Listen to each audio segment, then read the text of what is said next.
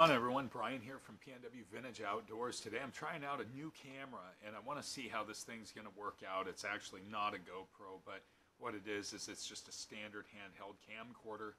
And so I wanted to see how this was going to work out and maybe do a little bit of lure making here.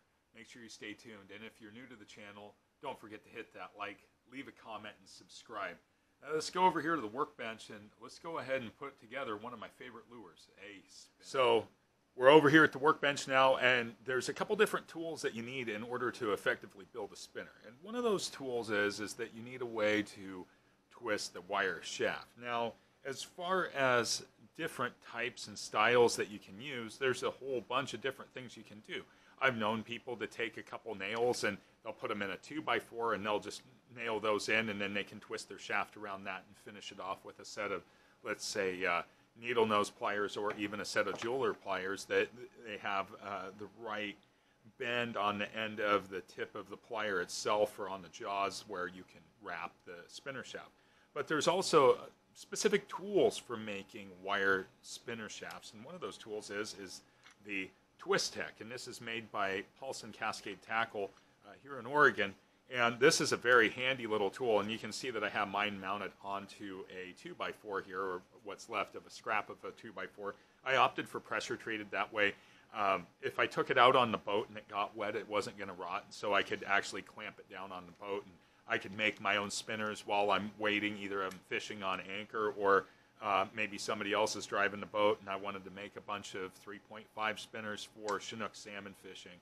Now, with this tool here, this one has a specific handle that twists, but it also has a wire forming die up here, and it also has this little wire guide die down here, and you can get different sizes from them for different diameters of spinner shaft. But basically, this tool does everything you need it to do in order to actually make a spinner itself. And they're not necessarily cheap, so if you're looking for a very affordable option, then maybe going with a DIY option on the spinners that you're making could be a better bet. However, if you're looking to make good, consistent, quality spinners, and you want to make a lot of them, this is an invaluable tool for doing that. You can make what we call bell body spinners, also known as the Blue Fox spinner.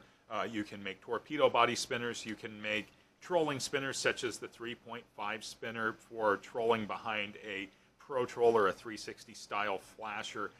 We also make our own spinners out of monofilament, but we're not using this. So great tool to have. It makes wire forming a breeze, and it's definitely worthwhile to get one of these. And especially if you're going to make a lot of the different types of spinners and things like that, it's always good to have a tool that's purpose-built for that. So this is one tool that you definitely don't want to not have when you're doing this. And of course, the other tool is a good set of pliers. You could use a set of the diagonal cutting pliers, lineman pliers. You can use needle nose pliers. I like these because they're a little bit more nimble, especially when you're going to finish off the spinner where you're wrapping the eye either for the hook end or for where we're going to actually connect on the terminal end to the spinner itself. So a good set of needle nose pliers is essential, or a set of diagonal cutting pliers, or keep both, because you are going to have to cut the shaft on the spinner. Next thing is the actual spinner supplies themselves. So Do-It Corporation makes spinner shaft, and this is what we would call 35 thousandths diameter wire, if you can see it there. Basically, if you were to break that down fractionally, it's right in the ballpark of being about 1/32 of an inch in diameter. And this is stainless steel wire. Now, you can buy these already pre-cut from Do-It Corporation, and if you look there real close, you're going to see that there is a little bend in there. That little bend in there is for somebody that's actually working with those pliers and they don't have the wire former. So a lot of times I'll just cut that little hook end off of there. I have a little bucket of stainless steel scrap, and that way when I go to the scrap yard I can take it in and get a few bucks back, and I'm not throwing that in the garbage.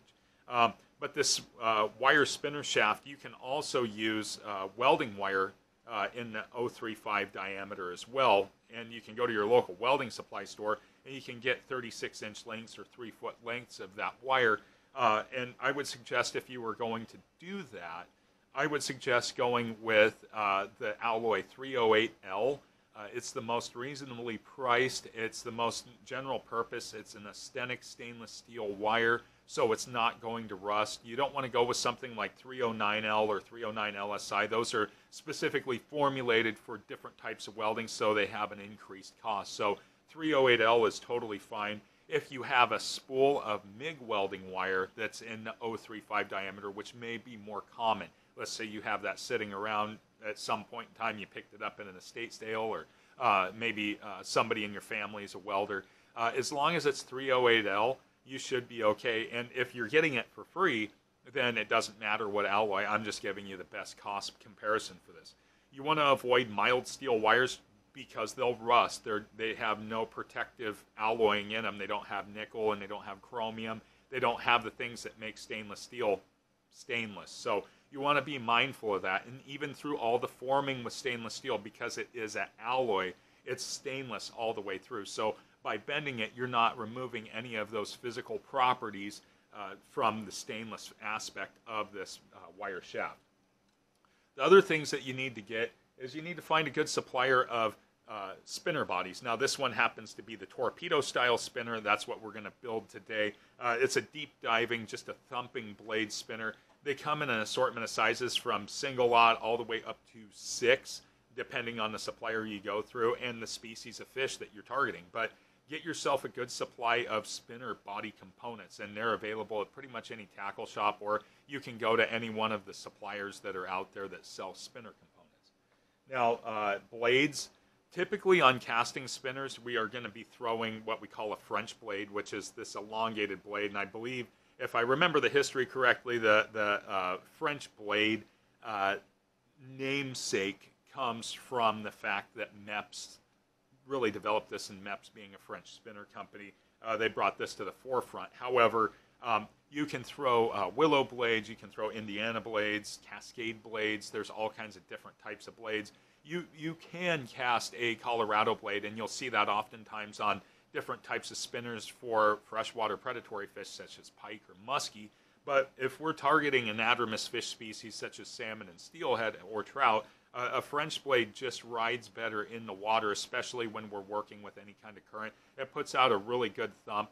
MEPS has a lot of different videos of the actual audio of the way that their blades sound on their different types of lures.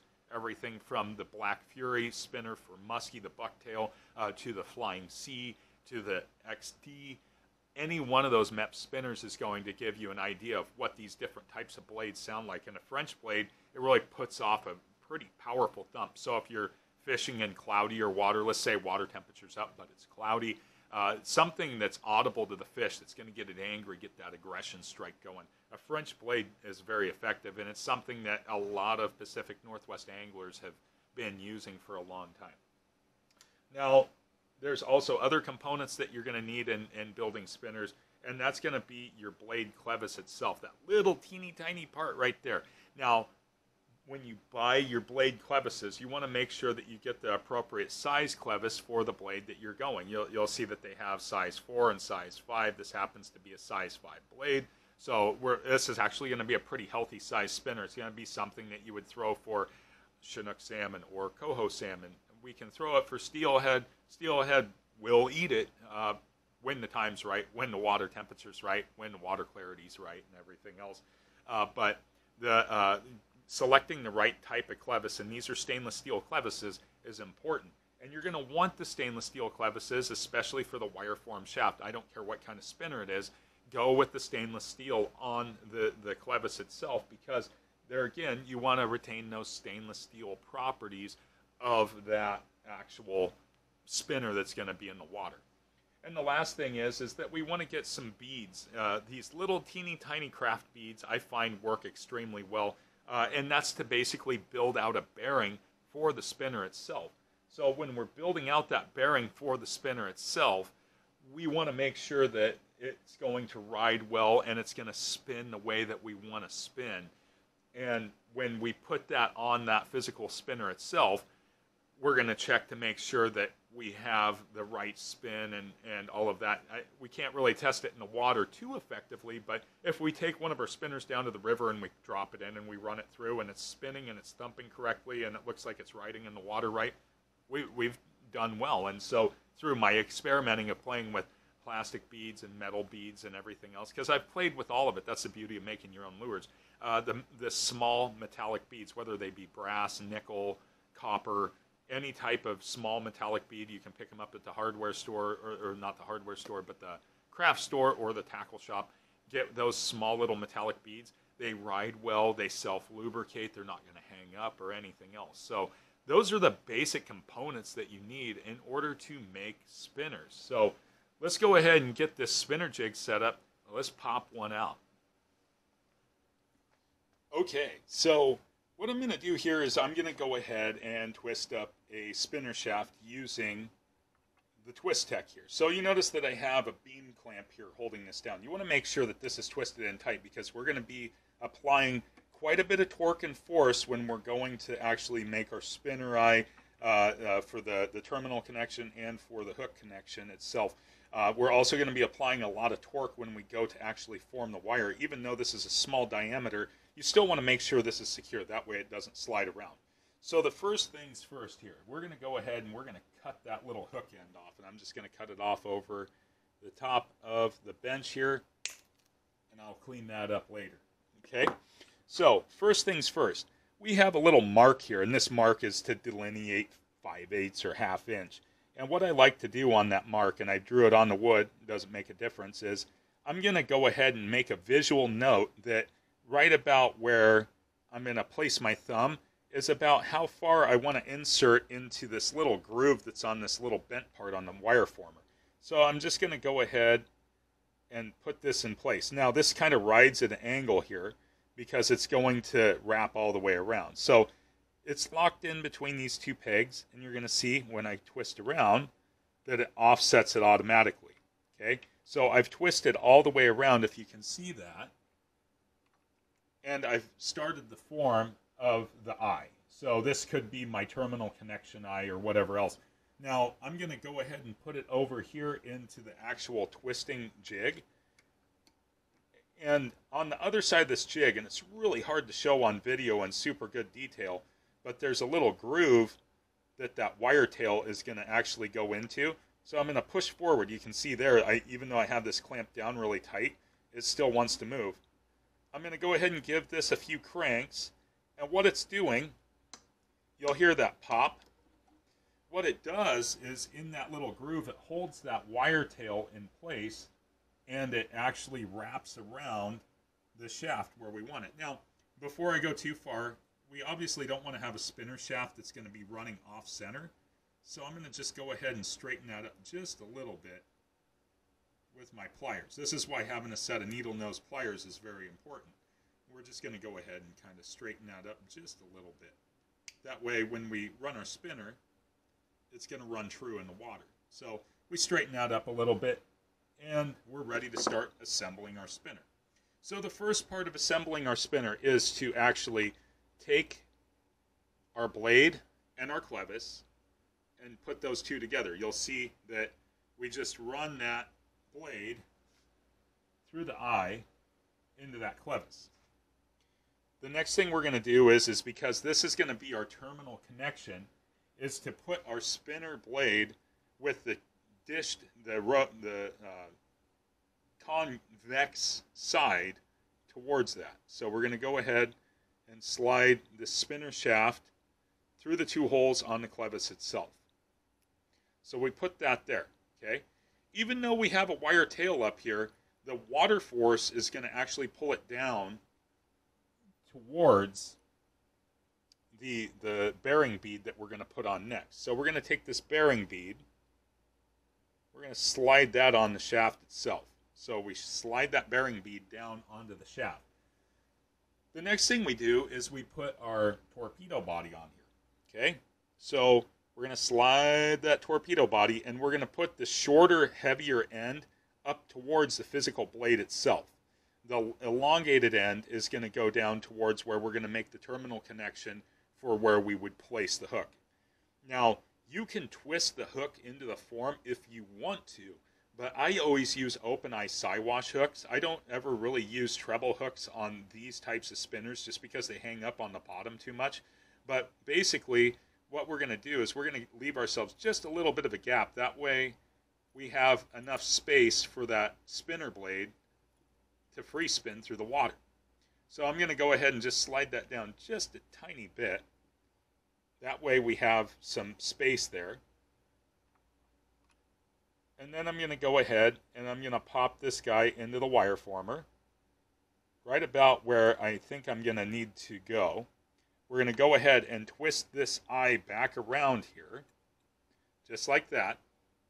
So now we're forming our hook end of our eye. This is not our terminal eye.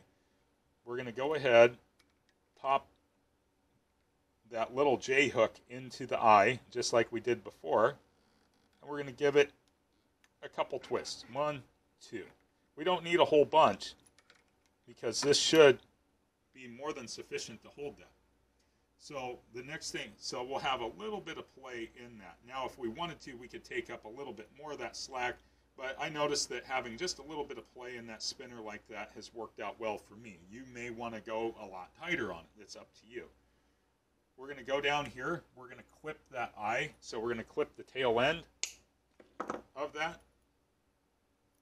We might actually go right here and take the rest of this off here. And this is where a set of the actual diagonal cutting pliers would really come in handy because you can get a lot tighter to that.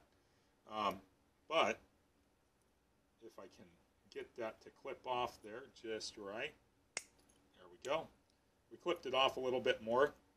I can take my needle nose pliers and I can clean that up a little bit. There again, I'm going to go ahead, I'm going to correct that shaft just a little bit. That way everything runs in line to each other. And there we go. We have ourselves a torpedo body spinner. So you can pick any colors, any shape, any size. I really like this hammered silver blade. It seems to work out pretty good in most water conditions. It's a lot of fun to throw those, but that's in general how I like to build spinners, and using the Twistech and those types of tools really does help out quite a bit. So, all right, everyone. So that's how I like to make these little torpedo style spinners. I also make bell body style spinners as well, but I've found more and more that I really like to have just a simple thumping blade underwater. That's my own personal opinion. When the spinner bites good, when I can throw out some type of spinner presentation and go that route. Now, as far as hooks go, I've been a big fan of single point Siwash hooks, a lot of times more in the sickle style shape. It's up to you what kind of hooks. You can run treble hooks if you want on this. You can put split rings on here and run treble hooks. You can do any kind of different thing with this actual spinner itself. I like Siwash hooks. I've never had an issue when I've had a fish grab of that Siwash hook penetrating either the maxillary right there at the front of the mouth, or actually going all the way through the beak or through the lower jaw. As long as the fish grabs on, those Siwash hooks seem to grab really well. It's also your preference, or maybe it's required by state law, whether you go barbed or barbless. It's not going to probably make too much of a difference, especially when you're dragging this spinner through the water. It's going to be dragging along, and that fish is going to grab it, and you're going to be still reeling. And usually as soon as you feel that strong pull or grab, you set the hook. It's just kind of second nature for any angler out there. But nonetheless, everybody, I hope you enjoyed this little tutorial on how to build spinners. I know I've done it in the past with other channels and stuff, but I wanted to bring it to the forefront here and give this new camera a test run to see actually how it worked out. So nonetheless, if you enjoyed this video, make sure to hit the like, leave a comment, and subscribe. And make sure also to share this out with your friends that might be interested in building their own lures. But until next time, everybody, thank you so much for watching. I hope everyone has a wonderful day.